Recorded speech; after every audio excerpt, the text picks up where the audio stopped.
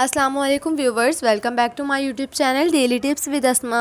आज की इस वीडियो में हम आपको बताएंगे मुअज़्ज़िम नाम के बारे में अनोखी और दिलचस्प मालूमात। मुअज़्ज़िम नाम का शुमार लड़कों के नामों में होता है। मुअज़्ज़िम एक इस्लामी नाम है। मुअज़्ज़िम नाम की इब्तिदाई तारीख़ अरबी ज़बान से निकलती है।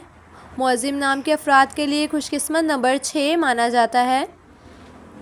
माहिरीन के मुताबिक मुअज़्ज़िम नाम के लड़के बहुत खामोश रहने वाले होते हैं।